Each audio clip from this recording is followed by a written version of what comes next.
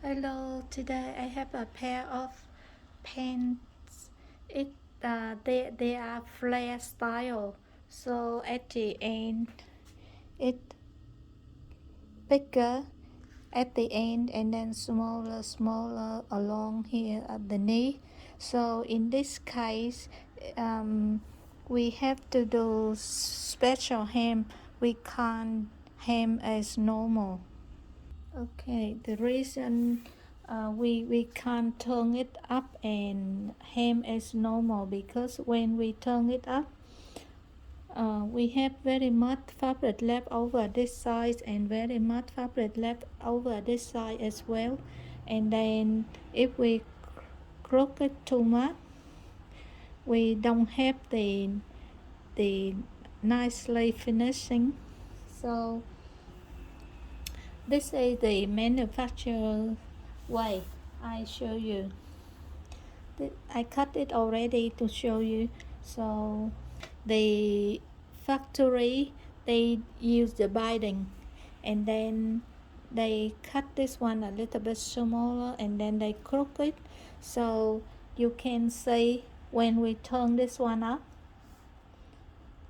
we have enough fabric from here to here, so we don't have much fabric left over. And if we gather a little bit and we do the binding like this, it will take more time and it's difficult to do. So in this case, I want to do a shortcut. First, I want to take this one in a little bit, and this seam I want to take it in a little bit, and then I got the all around here. I want to tap one seam in a little bit.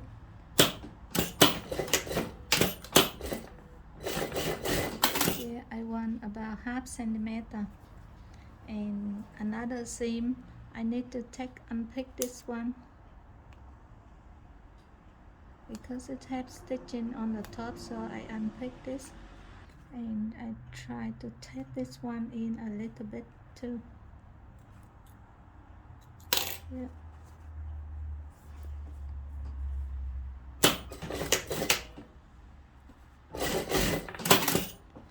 Okay, and here I want to tap this one in a little bit.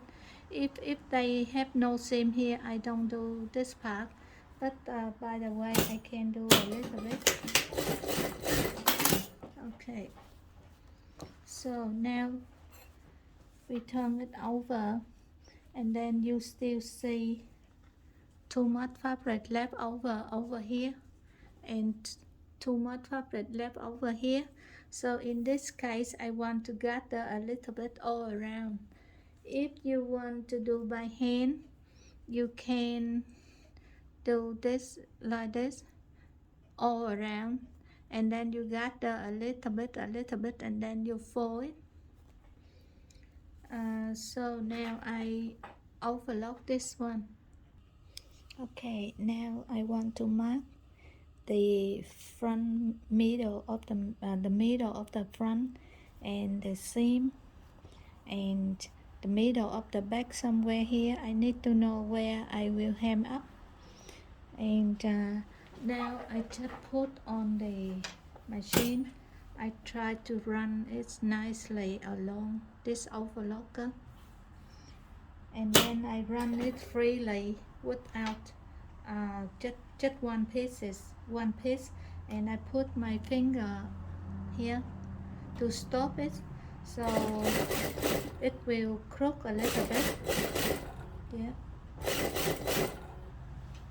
so I stop it. Okay, this one you can see it crook, but this one don't touch it. If you stretch it out, it will go out, it will flat again, so I don't touch this part. I let it crook like that.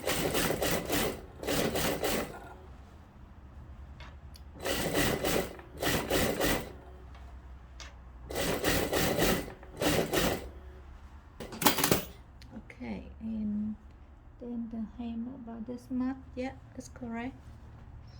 So now some important is the front seam have to match with the front one point here, and the another side seam have to match. The seam have to go to match here. We have 2 points, yeah, and then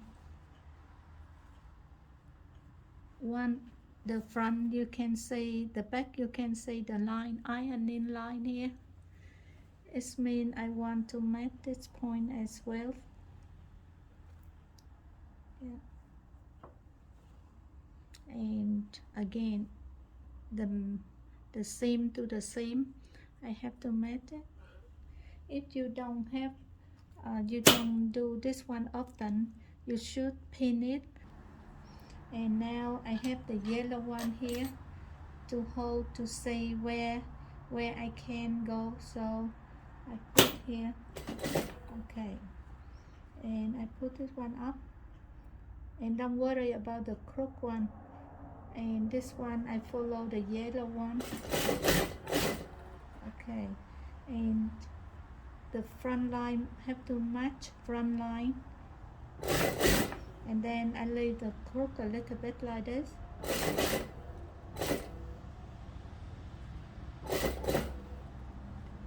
Okay, don't move, don't touch the garter one, because it's just a fake one, not the real one. So if you pull it, it will be back to normal.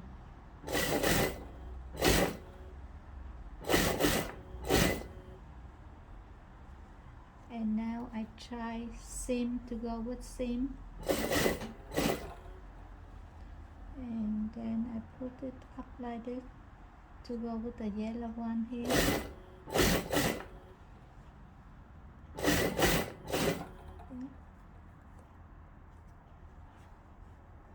And then I think it matched very nicely, so I just run it, and make sure you don't have any fabric left over along here. So if you don't do this step, you take this one in more, this one in more, you still can do the job, but when you finish, it not go smoothly nicely like this. It will have the angle down and then up like this, so I prefer this way. Okay, please subscribe, like and share my channel. Thank you very much for your watching.